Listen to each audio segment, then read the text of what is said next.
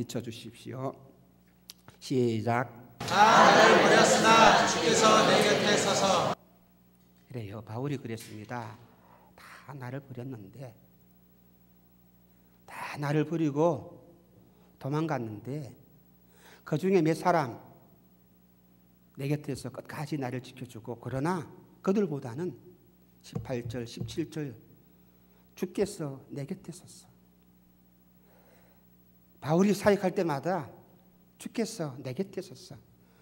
사람들은 떠나고 도망가고 배신하고 바울을 대적하고 참 그런 사람들 많았습니다. 또 바울을 도와주는 신실한 믿음의 사람들도 있었습니다. 그런데 그 사람들보다는 주께서 내 곁에 계신다. 언젠가 텔레비에서 그 사람이 보고 싶다, 가족 찾아주는 그런 프로그램입니다. 어릴 때 헤어진 부모 형제를 찾기 위해서 출연한 사람들이 오랜 세월 동안 남 모르게 가슴속에 묻어두고 있는 그런 슬픔, 사연, 지나간 과거, 아픈 상처, 그것들을 회상을 하면서 하나씩 말을 꺼냅니다. 어릴 때에 아빠가 엄마를 심하게 구타해서 엄마가 도망가 버렸습니다. 집에 새엄마가 들어왔는데 이 새엄마는 맨날 나를 또 때리고 밥도 주지 않고 구박하고, 그래서 이 새엄마의 매질을 피해서 정처 없이 길을 떠나서 나왔는데 그만 길을 잃어버리고 울다가 할머니 손에 이끌려서 파출소에 들어갔는데 파출소에서 나를 고아원으로 보내주어서 고아원에서 자라게 되었습니다. 이 다 성장해가지고 엄마를 찾으러 나왔습니다. 사회자하고 이 사람하고 주고받고 지나간 과거를 얘기하면서 슬프게 이야기하고 있는데 전화가 옵니다. 엄마가 찾았습니다. 엄마가 전화를 왔습니다. 엄마가 전화를 했습니다. 그럴 때에 그 프로그램, 그 장면이 감동이 모두가 함께 옵니다. 그 사람 보고 싶다.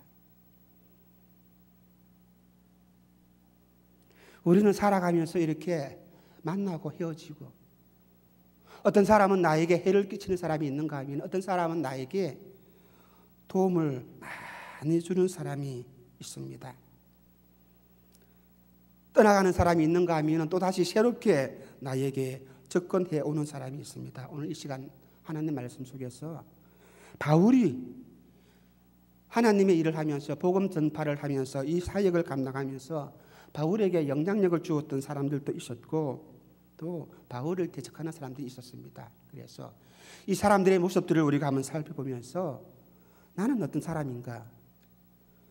나는 지금까지 믿음 생활을 해오면서 이런 모습으로 저런 모습으로 교회에서 봉사하고 헌신해 왔는데 나는 교회에서 어떤 사람인가?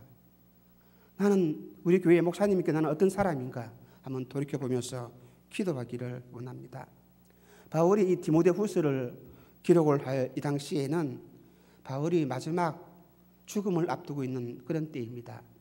바울이 신약성경 가운데 13편의 서신서를 기록을 했는데 이 디모데후서는 맨 마지막 서신입니다. 이 서신을 기록할 당시에 바울은 로마 감옥에 갇혀 있습니다. 그래서 이 디모데후서는 사도 바울의 유소와 같은 그런 서신입니다. 바울의 인생 결산을 하는 그런 내용이 담겨져 있습니다. 바울은 지금까지 복음을 전하다가 로마 감옥에 이제는 갇혀 있으며 그래서 이 가운데서 편지를 쓰다가 몸도 마음도 힘이 쇠약해졌고 또 우리가 아는 대로 이 지하 감옥은 어둡고 축축하여서 견디기가 어려운 곳입니다. 또 어떤 성경학자는 이때 이 로마 감옥은 지하 감옥이 아니라 가택 연금이라 그렇게 성경을 해석하는 학자들도 있습니다. 가택 연금이든 로마의 지하 감옥이든 감옥 생활은 다 힘들고 괴롭습니다. 외롭습니다. 겨울이 가까이 오니까 추위를 느끼기 시작해서 바울은 자신의 죽음이 가까이 온 것을 직감을 하였습니다. 내가 지금 이런 상황에 처했을 때에 누가 외에는 아무도 자기와 함께 있지 않음을 이야기하면서 매우 외로움을 고백하는 그런 내용입니다. 그래서 바울은 디모데에게 말합니다. 너는 어서 속히 내게로 오라. 그렇게 독촉을 하였습니다. 자신의 사역에 영향력을 미친 그런 세 종류의 사람들을 소개를 하면서 오늘 우리에게 어떻게 믿음의 사람으로 살아가야 할 것인가를 말씀해 주고 있습니다. 이 세 종류의 사람들 가운데 먼저 바울에게 해를 끼친 사람이 있습니다. 그 사람은 알렉산더라고 합니다. 우리 디모데후서 4장 14절 15절 말씀입니다. 다 같이 읽도록 하시겠습니다. 구리 장식 알렉산더가 어떻게 해요? 내게 해를 많이 부렸으며 주께서 그 행한 대로 저에게 갚으시리니 너도 저를 주의하라. 저가 우리 말을 심히 대적하였느니라. 이 알렉산더 구리 장식이래요. 직업이 구리를 세공하는 그런 사람입니다. 이 알렉산더는 바울이 에베소 교회에서 목회를 하고 있을 때에 데메드리오라고 하는 사람을 선동을 시켜가지고 복음을 전파하는 이 사역을 방해하였습니다. 그리고 법정에서 바울이 재판을 받을 때에 거짓말로 불리한 증언을 한 사람입니다. 디모데전서 1장 19절 20절 말씀입니다. 다 같이 읽겠습니다. 믿음과 착한 양심을 가지라. 어떤 이들이 이 양심을 버렸고 그 믿음에 관하여는 파선하였느니라. 그 가운데 후메네오와 알렉산더가 있으니 네가 사단에게 내어준 것은 저희로 징계를 받아 해방하지 말게 하려 함이니라. 이 말씀을 증거로 삼아서 구리장식 알렉산더 이야기를 합니다.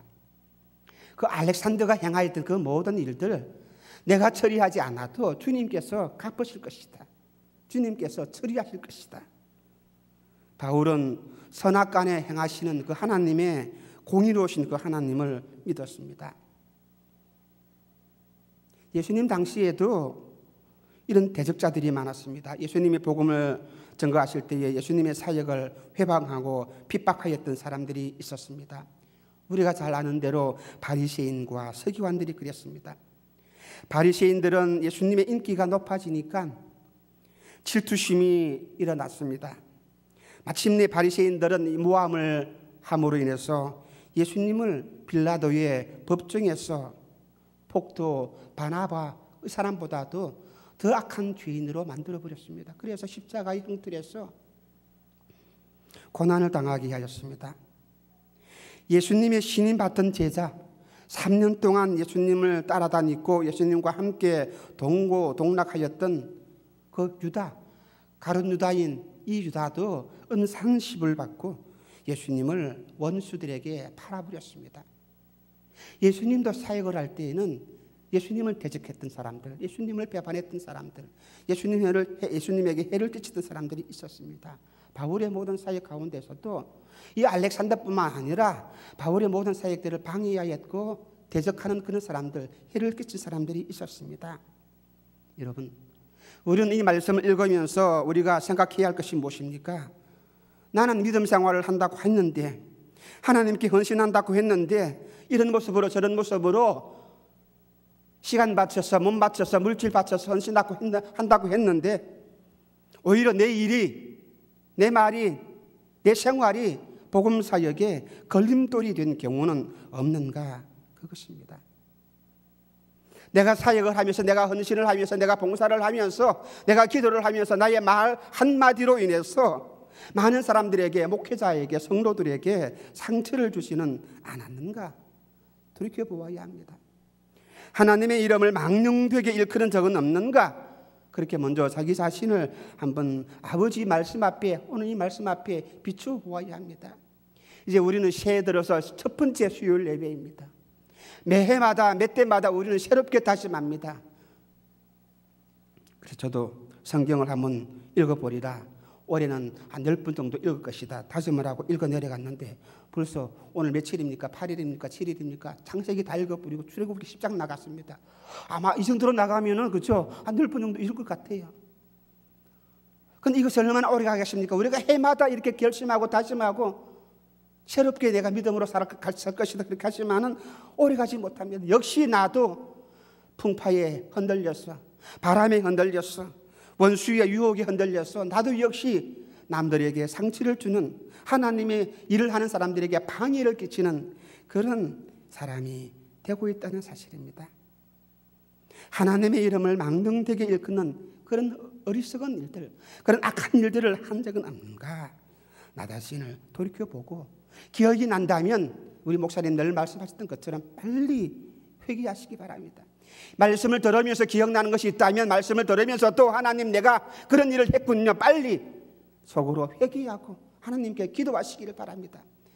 나중에 내가 예배 시간 다 마치고 그때 내가 회개하지, 그렇게 미루지 마시고 지금 이 시간에도 내가 적대한 일이 있었는가, 내가 악한 말을 한 적이 있었는가, 내가 누구에게 상처를 준 말들이 있는가 기억이 난다면 속히 미루지 마시고 이 시간에 말씀 들으면서 회개할 수 있는 믿음의 사람이 되시기를 주님의 이름으로 축원합니다.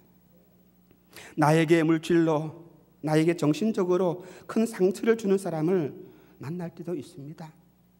예수님을 믿는다는 이 이유 때문에 우리는 살면서 애매하게 고난을 당할 수도 있습니다. 그러나 그런 일들을 내가 당한다 할지라도 우리는 어떻게 해야 합니까? 그 사람들을 용서해주고 그 사람들을 사랑해주고 축복을 빌어주어야 합니다. 왜요? 왜 그렇습니까? 나도 주님께 은혜를 받은 사람이고 나도 주님께 사랑을 받은 사람이고 내가 예수님을 알기 전에도 나 역시 그렇게 악하게 살아왔기 때문에 지금 내가 모함을 당한다 할지라도 지금 내가 상처를 입는 그런 말을 들었다 할지라도 오히려 그 사람을 위해서 내가 기도해주고 사랑을 베풀어 줄 수 있는 그런 사람이 되어야 한다는 사실입니다. 그래서 바울을 떠난 사람들 있었습니다. 그들이 누구입니까? 데마, 그레스게, 디도, 또 다른 제자라 그랬습니다. 우리 본문 말씀 10절부터 12절 말씀입니다. 디모데후서 4장 10절부터 12절 말씀 같이 읽도록 하시겠습니다. 데마는 이 세상을 사랑하여 나를 버리고 데살로니가로 갔고, 그레스게는 갈라디아로, 디도는 달마디아로 갔고, 누가만 나와 함께 있느니라. 네가 올 때에 마가를 데리고 오라. 저가 나의 일에 유익하니라. 두기고는 에베소로 보내었느니라. 보세요. 데마는 세상을 사랑하였어. 데마는 애굽을 사랑하였어. 데마는 사람들을, 친구들을 사랑하였어. 그리고 가버렸습니다.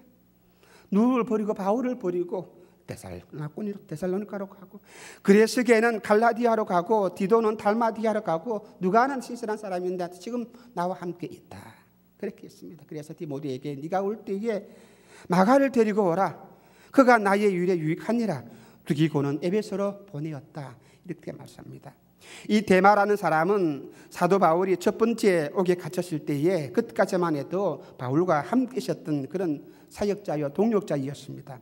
그러나 바울이 두 번째로 옥에 갇히게 되니까 이게 아니구나. 그래서 겁을 먹고 지레 겁을 먹고 바울 곁을 떠나버린 그런 사람입니다.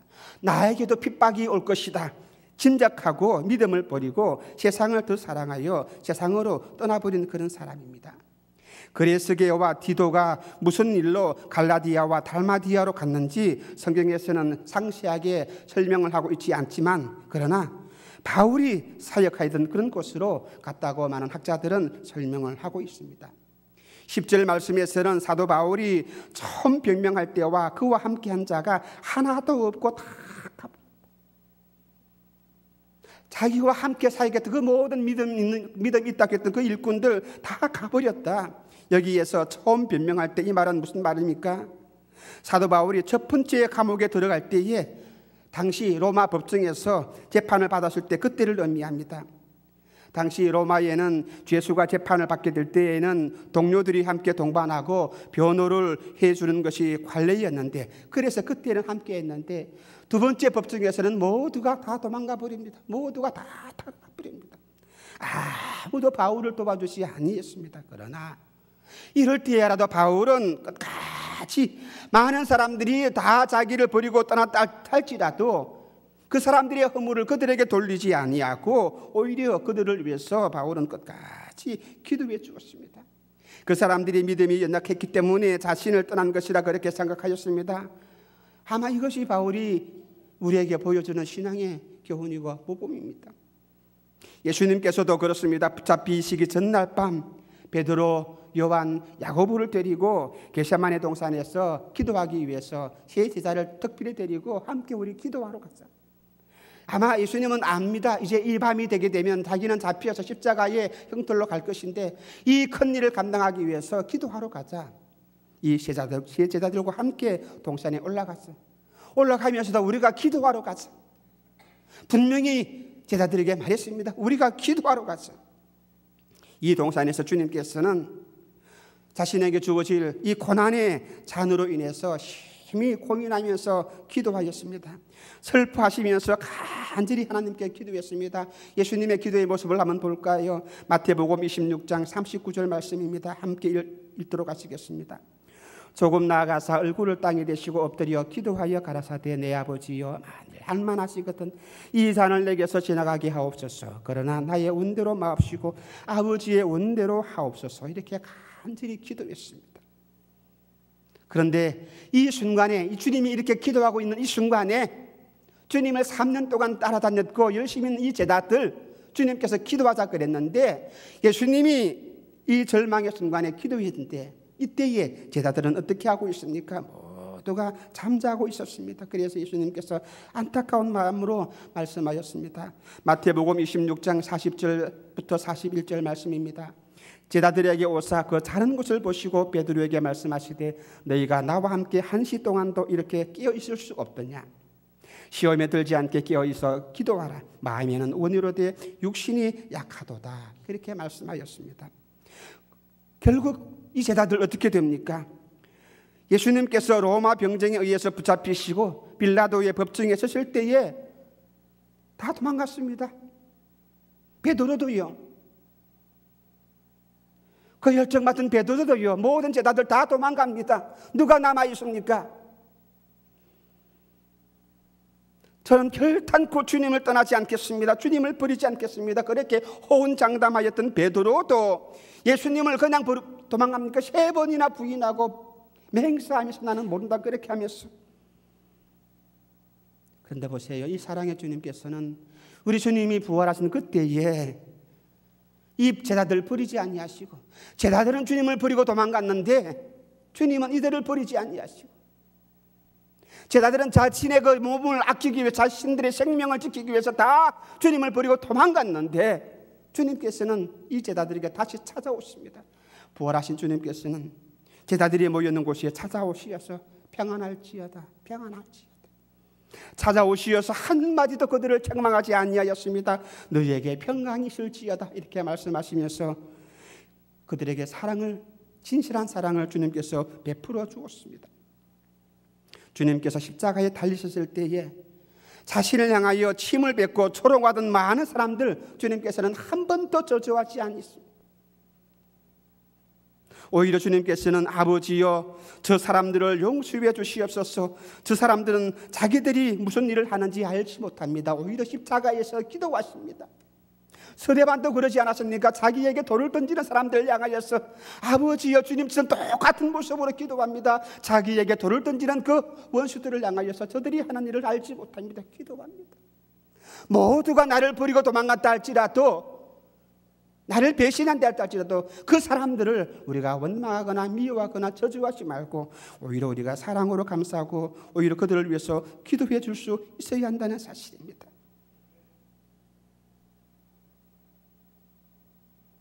텔레비 드라마 보게 되면 이혼하고 불륜을 그런 드라마 얼마나 많이 있습니까? 막장 드라마. 좀 그런 드라마 안 했으면 좋겠는데 좀 행복한 그런 드라마를 만들었으면 좋겠는데 뭐 시청률 옮긴다고 그러는지 뭐 스포츠 광고를 모으려고 그러는지 하여튼 드라마 내용마다 오래껏 이혼하고 오래껏 불륜 저지르고 그것이 평상의 모든 생활처럼 되어버렸습니다. 우리의 생활이. 그런데 우리는 압니다. 한 여자가 두 남자를 지 아버지로 섬길 수 없다는 것 우리 모두는 다 알아요. 하나님과 재물을 겸하여 섬길 수 없다는 것 우리는 알고 있지 않습니까? 하나님 사랑한다고 하면서 세상을 사랑하고 두 가지 동일하게 사랑할 수 없다는 것 우리는 알고 있습니다. 그럼에도 불구하고 하나님 사랑한다고 하면서 내 손에는 하나님 말씀을 들고 있으면서도 우리는 말씀보다는 세상을 쫓아가고 세상의 습관을 쫓아가고 세상의 관습을 따라가고 아버지 하나님의 말씀은 이 시간에 자막으로 비춰주는 이 말씀 한 절 읽는 것으로, 눈으로 보는 것으로 만족한다면 정말로 우리는 게으른 사람이고, 정말로 우리는 아버지께 복을 받을 수 없는 사람.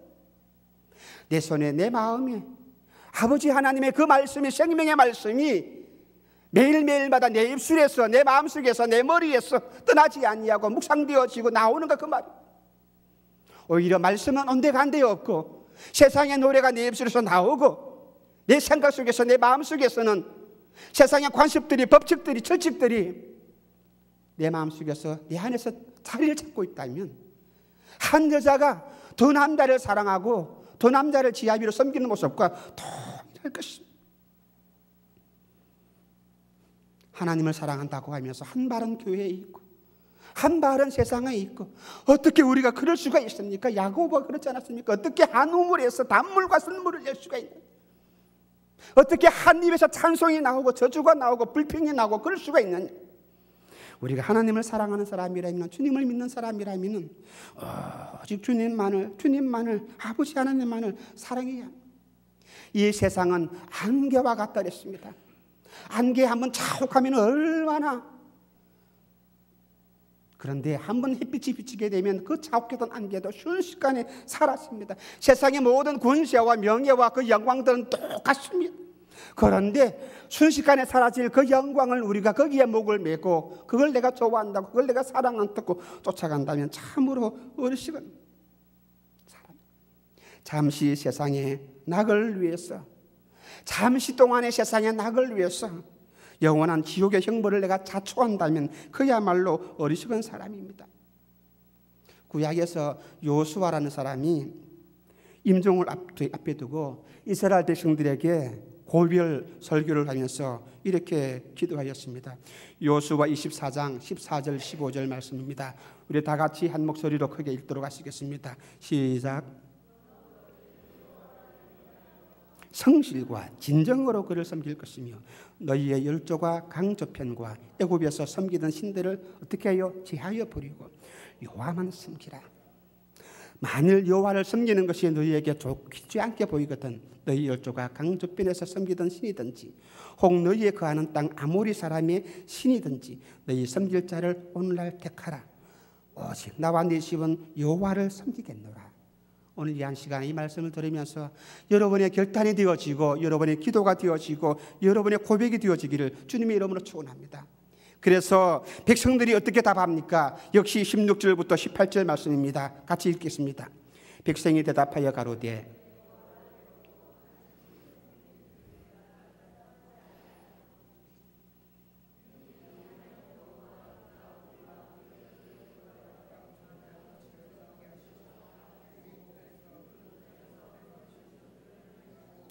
우리가 행한 모든 길에서 우리의 지난 모든 백성 중에서 우리를 보호하셨음이며 여호와께서 또 모든 백성 곧 이 땅에 거하던 아모리 사람을 우리 앞에서 쫓아냈었습니다. 그러므로 우리도 여호와를 섬기리니 그는 우리의 하나님이시다. 백성들이 한 마음으로 똑같이 고백했습니다. 하나님은 사랑하고 섬기겠다. 오늘날 교회에 어려움이 생기면 함께 기도하기보다는 대마처럼 교회를 등지고 세상을 사랑하여서 떠나버리는 사람 얼마나 많습니까? 안타까운 일입니다. 그렇다고 우리는 그들을 향하여서 배신자, 비겁자라고 말할 수 있는 자격이 있는가 그 말입니다. 역시 그들 갖고 있는 모습이 나에게도 있기 때문에 오히려 우리는 그들을 위해서 기도해 줄 수 있어야 합니다. 예수님의 이름이 불신자에 의해서 짓밟히고 우리 교회의 모든 성도들이 어려움을 당하고 담임 목사님이 힘들어할 때에 이를 모른 채 하고 뒷짐지고 구경만 한다면 수수방관만 하고 있다면 이런 사람들과 다를 바 없습니다. 세상을 쫓아가버린 그 대마처럼 그 사람들과 다를 바가 무엇이 있는가 그 말입니다. 남을 비판하는 그 비판으로 자신이 비판을 받게 될 것이라고 주님께서는 분명히 말씀을 했습니다. 간음한 여인을 고소하는 사람들을 향하여서 주님께서 누구든지 죄 없는 사람이 먼저 돌로 치라고 말씀하셨습니다. 그러므로 우리는 다른 사람이 연약하면 그 인정해주고 용서해주는 사랑을 가져야 할 것입니다. 우리도 아버지 하나님 앞에 서게 되면 다 용서받지 못할 주인임을 깨닫고, 누가 나에게 해를 끼치고 나를 배신하고 버리고 도망갔다 할지라도 그를 원망할 것이 아니라, 역시 우리는 내가 그 사람을 의지하는 것이 아니라, 결론적으로 말씀드릴 것인데, 우리는 주님께 있는데, 내가 의지할 분은 주님께 있는데 그를 바라볼 것이 아니라 오히려 우리는 그들을 위해서 기도해주고 나아가야 합니다. 주님께서 우리가 우리에게 죄 지은 자를 사하여 준 것 같이 우리 죄를 사하여 주시옵시고, 그렇게 기도를 가르쳐 주지 않았습니까? 이 용서의 생활이, 이 사랑을 베푸는 생활이 우리에게서 진심으로 실행되어져야 한다는 사실입니다. 다른 사람의 죄를 용서함으로 인해서 하나님과 사람 앞에서 우리가 덕을 세우고 우리 목사님 몇 달 동안 우리에게 강조한 말씀입니다. 덕을 세워야 한다. 덕을 세워야 한다. 아버지 하나님의 자녀답게, 믿음의 사람답게 우리가 살아가야 한다는 사실입니다. 바울이 이러한 고난 가운데서 모두가 떠나버렸지만 그러한 가운데서 끝까지 사도 바울과 함께한 사람이 있습니다. 그 사람이 디모데, 누가, 마가, 두기고 이런 사람입니다. 모든 사람들이 다 떠나버렸지만 끝까지 사도 바울과 함께한 이 사람들이 있는데, 바로 바울은 디모데에게 이렇게 부탁하였습니다. 9절 말씀 보시겠습니다. 다 같이 읽겠습니다. 시작. 다시 한 번 더 시작. 그래요. 디모데 주저하지 아니하고 달려갑니다.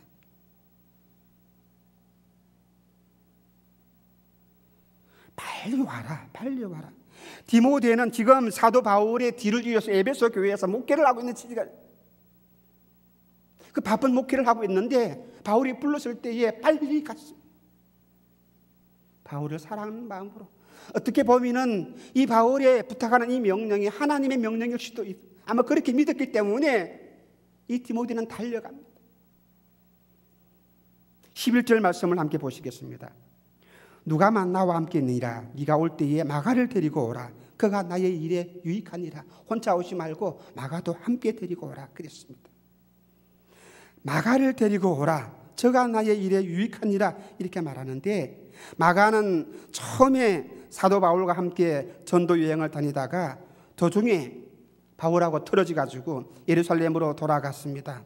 그래서 사도 바울이 이 마가를 은장케 여기고 있는데, 그래도 이 마가는 끝까지 바나바와 함께 복음을 전가하는 일에 신실한 그런 모습을 보여주었습니다. 그래서 바울은 이제 자신이 마지막 사역에 마가가 필요하다. 빨리 데리고 와라. 바울을 도와줄 사람, 바울이 이제 죽음을 눈앞에 두고 있는 그 시점에도 바울을 도와준 사람, 끝까지 자리를 떠나지 아니하고 바울의 모든 사역을 주님의 이름으로 함께하면서 도와준 이 사람, 디모데, 누가, 마가. 바울이 그 사람을 불렀어요. 내가 지금 마가가 필요하다.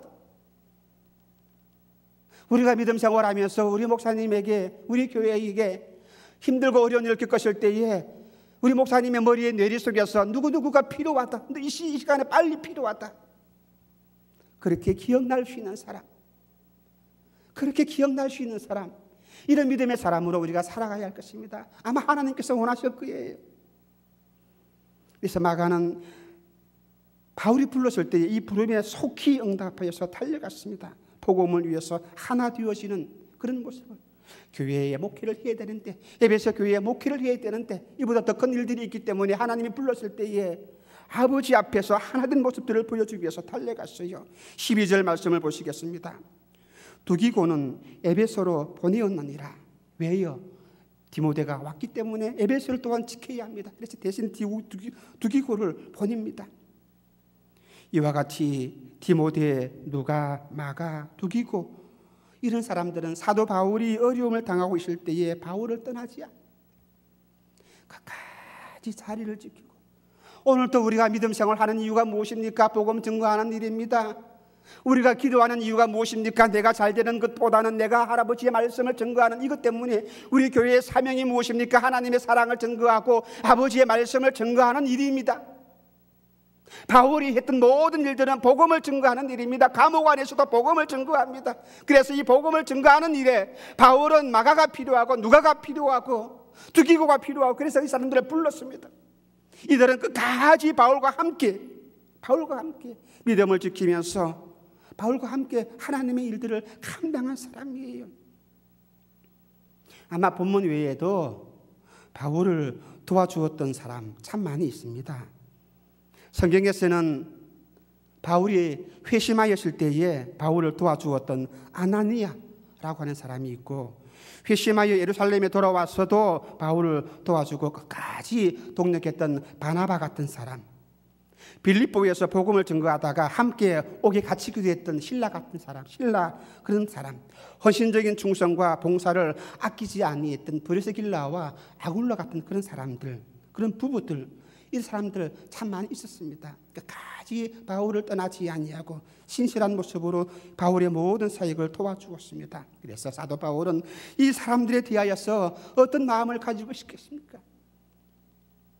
바울은 이들을 볼 때마다 어떤 마음을 가지고 있겠습니까? 그저 기도할 때마다 이들을 위해서 기도하는 거예요.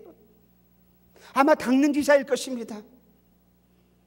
이들이 하는 모든 일들을 축복해주고 그들의 모든 가정과 그들의 모든 자녀와 그들의 모든 사업들을 위해서 아버지의 이름으로, 주님의 이름으로 축복을 베풀어주고, 그 바울이 베푼 사랑의 마음 끊어지지 아니할 거예요. 생명이 닿을 때까지 바울은 이들을 위해서 기도해 주실 것이라. 오늘도 아버지 하나님께서는 저와 여러분들에게 이 사명을 맡겨주었습니다. 무엇이요? 복음 증거하는 일. 우리가 왜 기도합니까? 왜 우리가 성령의 충만함을 받습니까? 여러분이 왜 방언을 하고 여러분들이 왜 예언을 합니까? 우리가 모여서 회의를 하고 언언하고 기도하고 합니까? 복음 증거하는 이것 때문에 하지 않습니까? 회의한다고 복음 증거하는 일들을 하지 못한다면, 기도한다고 복음 증거하는 일들을 하지 못한다면 우리의 모든 기도도 우리의 모든 회의도 무슨 소용이 있나 그 말입니다. 복음 증거하는 일, 성령의 뜨거운 불을 받았는데도 이 일을 감당하지 못한다면 우리는 다시 한번 생각해 보아야 합니다. 지난 한 해 동안 우리들이 모두 몇 명에게 복음을 전개해 보았는가? 누구에게, 어떤 사람들에게 예수 믿으라고 한번 외쳐보한 적이 있는가? 주 내게 부탁하신 일 전사도 은모하겠네. 화목해 하라신 구주의 말씀을 세상에 널리 전하세. 이것이 우리의 사명이에요. 바울에게만, 누가에게만, 마가에게만, 두기고에게만 이 사명을 준 것이 아니라 정말 보잘것없는 나 같은 이 죄인에게도 하나님께서는 이 사명을 주었다는 사실을 우리가 알아야 합니다. 그래서 이 사명을 실현하기 위해서, 감당하기 위해서 감옥에 들어간다 할지라도 또한 이 사명을 감당하는 그 모든 신실한 사람들을 위해서 우리가 기도해주고 도와주고 함께 사역하고요. 우리는 복음을 위해서 부르심을 받은 사람들입니다. 그래서 우리 교회를 중심으로, 우리 서울시티 교회를 중심으로 우리 모든 선교회 회장님들이, 목자들이, 모든 사람들이 주일마다 복음 증거하는 일들 힘쓰고 애쓰고 앞장서서 나가야 되지 않겠습니까? 목장 모임한다고 해야죠. 3시에 모셔 전도 노방전도 가야 되는데 사람이 없어요. 다들 성경 공부 안 돼요. 기도 모임 안 돼요. 다른 모임들 많이 있대요. 회의 안 돼요. 그래서 김우석 권사나 유은혜 권사가 그냥 덜컹덜 쩔쩔맵니다. 무거우니까 못 들고 가니까 청년들 붙잡아가지고 지난 눈에 보이는 청년들 붙잡고 이 좀 도와주라, 좀 들여다 주라. 우리가 왜 회의하는데요? 왜 우리가 예수 믿고 예배 드리는데요? 복음 증거하는 일 아니겠습니까? 이제 저 많은 사람들이 이 아파트 단지로 몰려올 때에 우리가 어떤 모습으로 그들을 대할 수가 있겠습니까? 내가 준비되지 아니하고 내가 훈련받지 아니하면 그들에게 무슨 말로 위로하고 증거할 수가 있겠는가 말입니다. 우리는 복음을 증거하는 이 일을 위해서 부르심을 받은 사람들입니다. 그래서 우리 서울시티 교회는 온 세상에 하나님의 교회를 세우고 지역마다 시티 교회를 세우고 주의 영광을 돌리고 말씀을 증거하고 예수님의 살아계심을 우리가 눈으로 보여주고 우리 모두가 나를 부르신 그 하나님 아버지의 뜻을 따라서 여기에 우리가 순종하고 실천할 수 있는 그런 믿음의 사람이 되시기를 주님의 이름으로 축원합니다. 그리고 예수님을 믿는 사람들은 좀 이렇게 불화가 있다면 한번 다투고 나면은 안 믿는 사람들은 그저 술 한잔 하면서 풀더라고, 쉽게 풀더라고요. 그런데 우리 믿는 사람들은 다툰 일이 있으면 어찌 그리 끝까지 아마 주님 오시는 날까지 갖고 가는가 봐요. 눈으로 쳐다보는데 손으로는 자꾸 악수하는데 보여요. 우리 목사님 비유로 이 자리에 앉다가 저 자리에 앉다가 막 자리 옮긴다 그러지 않습니까? 좀 바울이 그랬습니다. 예수님이 그랬습니다. 사역을 하는데도 예수님도 사역을 하는데 예수님을 배반하고 예수님을 버리고 십자가 앞에서 모두가 버리고 도망갔잖아요. 그런데 예수님이 이 지자들을 만나러 갔을 때에 언제 하면 책망했을까? 왜 나를 버리고 왜 나를 배신했는가? 한마디 오히려 말씀하지 아니하시고 오히려 이들에게 두려워 떨고 있는 이제들에게 너에게 평안이 있을지어다. 요한복음에서는 갈릴리 바다에서 고기 잡고 있는 이들에게 찾아가서 있잖아요. 고기 배에 차도록 153마리 그 은총을, 그 사랑을 베풀어 주었습니다. 오늘 우리에게 또 이 사랑의 마음이 그저 이론적으로만 갖고 있는 것이 아니라 나를 배신하고 나를 버리고 도망간 그 사람들을, 나에게 모함을 주고 나를 해친 그 사람들을 오히려 우리가 사랑으로 감싸주고 안아줄 수 있는 그런 믿음의 모습들이 우리에게 있어야 합니다. 오늘 낮 시간에 또 우리가 5가지의 모습을 말씀했는데 우리가 먼저 공손해지고 내가 먼저 겸손해지고 내가 먼저 낮아지고 얼마나 우리가 이것을 많이 들었습니까? 수요예배 신설하고 지금까지 훈련받는 것이 무엇입니까? 낮아지자, 겸손하자, 말 함부로 하지 말자, 비방하지 말자. 내가 먼저 낮아지고 섬기려고 하는 마음이 없기 때문에 우리는 이웃들과 내 옆에 있는 성도들과 화목을 이루지 못하고 화해를 하지 못합니다. 내가 잘못했다. 먼저 내가 인정하고 나갈 때에 모든 사랑의 모습은 우리에게 주어질 것입니다. 누가 나를 재판관으로 삼았는가? 주님 말씀했습니다. 누가 나를 정죄하겠습니까? 주님만이 할 수가 있는 것입니다. 누구를 정죄하고 누구를 판단하고 그것은 교만입니다. 교만한 자는 주님께서 대적하신다 그랬습니다. 주님이 대적하시면 어떻게 우리가 살아남을 수가 있겠습니까? 하나님께서는 겸손한 자에게 은혜를 주신다 그랬습니다. 그러므로 비록 우리도 베드로처럼 예수님을 모른다고 부인하고 도망가는 그런 모습도 우리에게 있지만은 그러나 주님께서는 끝까지 나를 버리지 아니하시고 나를 안아주시고 나를 사랑해 주신다는 것을 내가 기억하고 내가 지었던 모든 죄악들이 기억난다면 회개하고 다시 주님 품 안으로 우리가 들어올 때에 우리는 새 힘을 얻을 수가 있다는 사실입니다. 여러분, 베드로에게 주님이 주신 사명이 무엇입니까? 그 베드로는 주님을 모른다고 3번 부인했는데 주님께서는 베드로에게 똑같이 3번 내 양을 치라, 내 양을 먹이라, 내 양을 치라. 그때 베드로의 마음이 어떻겠어요? 그렇죠? 내 양을 치라, 내 양을 먹이라 하는 주님 말씀을 들었을 때 베드로의 마음은 정말 찢어질 것입니다. 그것이 주님의 사랑이었습니다. 이 주님의 사랑을 오늘 또 우리가 가슴에 안고 실천할 수 있어야 합니다. 내가 예수님을 믿는 성도라면은 먼저 교회 안에서 우리가 서로가 하나가 되는 그런 사랑의 실천이 우리에게 있어야 할 것입니다. 다투고 나누기 하는 것은 결코 성령 하나님의 역사가 아니고 마귀의 역사입니다. 디아볼로스, 마귀의 이름이 분리한다, 쪼갠다 그 말입니다. 디아볼로스라는 말은 통나무를 도끼로 탁 내려칠 때에 잘 내려치면 그냥 쫙 쪼개지는 것처럼 쪼개는 거예요. 그것이 마귀의 역사입니다. 성령은 어떻게 해요? 하나 되게 하신 것입니다. 오늘 아시게 되었어요. 우리는 하나님의 은혜와 사랑으로 말미암아 우리 모든 성도는 우리 교회는 하나가 되었어요. 하나가 되도록 내가 노력하는 것이 아니라 이미 하나님의 은혜로 말미암아 우리는 하나가 되었어요. 우리의 머리는 그리스도이시고 한 몸이에요. 그리스도를 머리를 중심으로 해서 모든 것이 이제 한 지체예요. 하나입니다. 하나가 되게 하신 것을 힘써 지키라. 마귀는 쪼개려고 하거든요. 분리를 만드는 것이 마귀의 목적인데 그 마귀의 속임수에 넘어가지 말고 지키라. 다른 사람들의 연약함을 감싸주고 기도해주는 그런 아름다운 모습이 바울을 통해서 우리가 배울 수 있고 또한 실행해 줄 수 있어야 합니다. 그러나 사도 바울에게 있어서 마가도 누가도 두기고도 진정한 친구이지만은 그러나 제일로 중요한 친구가 누구입니까? 17절 18절 말씀입니다. 다 같이 읽겠습니다. 시작. 주께서 내 곁에 서서 나를 강건케 하시면 나로 말미암아 전도의 말씀이 온전히 전파되어 이방인으로 듣게 하려 하심이니 내가 사자의 입에서 건지었느니라.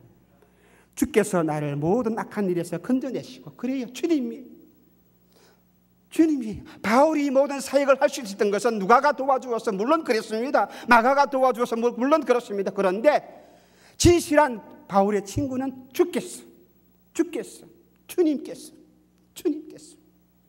주님께서 나를 모든 악한 일에서 건져주시고, 누가가 도와주었기 때문에, 디모데가 도와주었기 때문에 물론 맞는데, 그러나 주님이라는 사실입니다. 바울은 어떤 사람이 자신에게 상처를 주었고, 어떤 사람은 내가 어려움을 당할 때에 미련 없이 떠나가 버렸고, 그런 사람들 많이 있었지만은 아니다, 그랬다, 괜찮다, 내게는 주님이 있기 때문에 그 모든 사람들이 내게서 왔다가 사라지지만은, 그러나 나는 실망하지 아니한다. 나는 그들을 원망하지 아니한다. 왜요? 내 곁에는 주님이 계시기 때문에. 할렐루야. 주님이 계시기 때문에.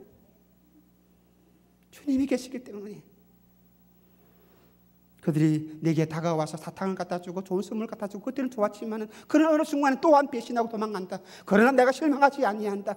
나는 그들을 원망하지 아니한다. 그러나 내게 있는 힘이 누군데? 주님이 계시고 주님이 내게 있는 힘을 주신다는 사실. 나의 진정한 친구, 나의 진정한 도움이 누구냐? 주님이시다. 나의 진정한 힘이 무엇이냐? 하나님이심을 바울은 굳게 믿었다는 사실입니다. 예수님의 탄생에 대하여서 이사야 선지자는 이렇게 예언을 했습니다. 우리가 잘 아는 말씀인데 이사야 7장 14절 말씀입니다. 그러므로 주께서 친히 칭조로 너희에게 주실 것이라. 보라, 처녀가 잉태하여 아들을 낳을 것이요 그 이름을 임마누엘이라 하리라. 임마누엘 무엇입니까? 함께 계신다.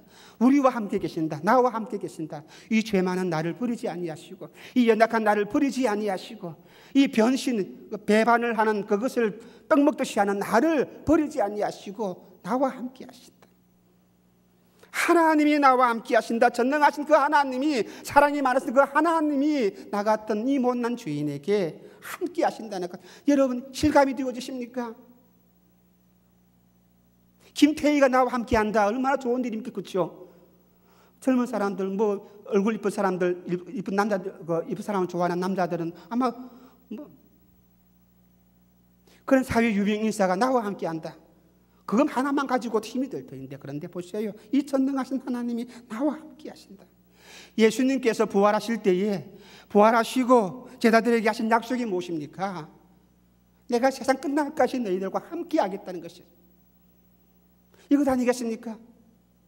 성천하시면서 두려움 떨고 있는 제자들에게 두려워하지 말라. 내가 세상 끝날까지 너희들과 함께 영원히 함께 하겠다는 것입니다. 한번 읽어보시겠습니다. 18절부터 20절 말씀 시작. 예수께서 나와 일러 가라사대 하늘과 땅의 모든 권세를 내게 주셨으니 그러므로 너희는 가서 모든 족속으로 제자를 삼아 아버지와 아들과 성령의 이름으로 세례를 주고 내가 너희에게 분부한 모든 것을 가르쳐 지키게 하라. 볼지어다 내가 세상 끝날까지 너희와 함께 할 것이라. 그래요. 가장 믿었던 사람이 결정적인 순간에 나를 배신하고 떠나가 버릴 때에 우리는 마음의 상처를 받습니다.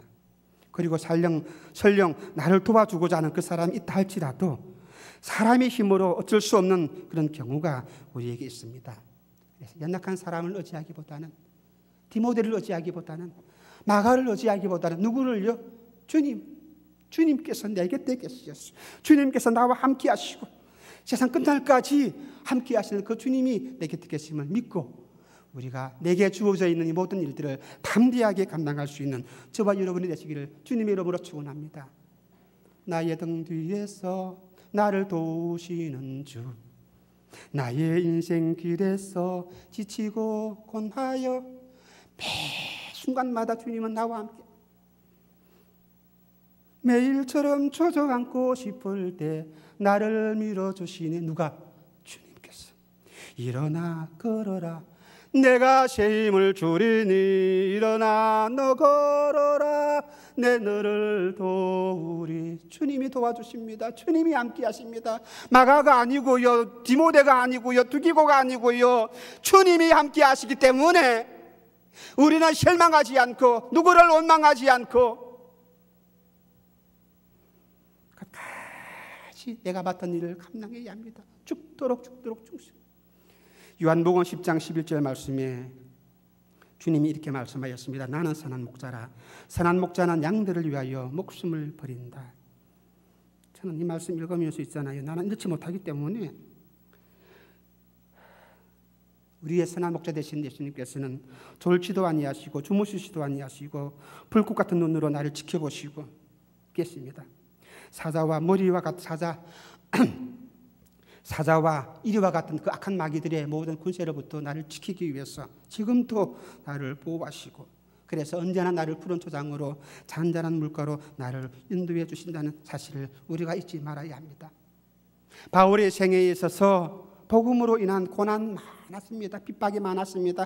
많은 사람들을 만났고 많은 배반자들을 만났고 고난을 많이 받았는데, 그런데 늘 항상 함께 있었던 사람이 누구였습니까? 주님이었고 성령 하나님의 권능이었습니다. 내가 어려움을 당하지 않는다는 보장 없을 것입니다. 그때마다 함께 하시는 분이 누구십니까? 주님이시라는 것을 우리가 믿고 오늘도 하나님 나를 도와주시고 내가 이 일들을 감당하기를 원합니다. 내게 지혜를 주시고 내게 권능을 주시고 내가 이 모든 일들을, 믿음의 사역들을 감당할 수 있도록 하나님 능력으로 붙들어 달라고 우리가 기도해야 합니다. 그래서 바울은 늘 항상 고난 가운데서, 핍박 가운데서, 절망 가운데 있지만은 우리에게 이렇게 말씀해 주었습니다. 데살로니가전서 5장 16절 18절 말씀입니다. 다 같이 읽겠습니다. 항상 기뻐하라, 쉬지 말고 기도하라, 범사에 감사하라. 이는 그리스도 예수 안에서 너희를 향하신 하나님의 뜻이라. 어떻게 이런 고백을 할 수가 있겠습니까? 주님이 내 곁에 계신다는 것을 확신하실 때에 이것을 우리에게 말씀해 주고 있다는 사실입니다. 사랑하는 우리 성도 여러분, 지금 여러분들의 상황이 힘들고 어렵다 할지라도, 고통 가운데 있다 할지라도, 고난 속에 있다 할지라도, 이 상황이 나를 계속해서 쓰러지게 한다 할지라도 그래도 우리는 감사해야 합니다. 그래도 우리가 기뻐해야 합니다. 그 이유가 무엇입니까? 주님이 내 곁에 계시기 때문에.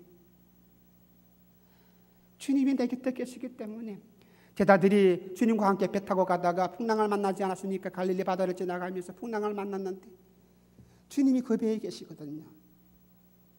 주님이 배에 계신다면 아무리 큰 바람이 불어온다 할지라도, 파도가 친다 할지라도 염려할 것 없어요. 주님이 일어나셔서, 주님 깨워서, 주님 일어나세요. 일어나셔서 이 바다를 잔나게, 주님을 깨우시고 주님이 계시기 때문에 바람도 우리는 파도도 무서워할 필요가 없다는 사실입니다. 오히려 기쁨이 되고 오히려 감사가 될 수가 있다는 사실입니다.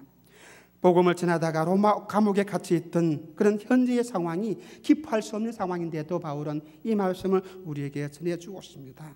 그래서 바울은 이렇게 고백하였습니다. 그에게 영광이 세세히 무궁토록 있을지어다. 이렇게 말씀을 종결하면서 오늘 우리에게 믿음으로 살아가야 할 것, 절망 가운데 있다 할지라도 사람을 바라보지 말고, 또 우리가 믿음으로 헌신할 때마다 교회를 위하여서, 목회자를 위하여서, 누구를 위해서도 우리가 끝까지 사랑으로 섬기고 헌신해야 할 것을 오늘도 우리에게 말씀해 주었습니다. 여러분은 어떤 사람입니까? 어떤 사람으로 살기를 원합니까? 오늘도 이 말씀이 여러분 마음속에 심겨져서 주님 오시는 그날까지 믿음으로 끝까지 충성하고 봉사하고 헌신할 수 있는 믿음의 사람이 되시기를 주님의 이름으로 축원합니다.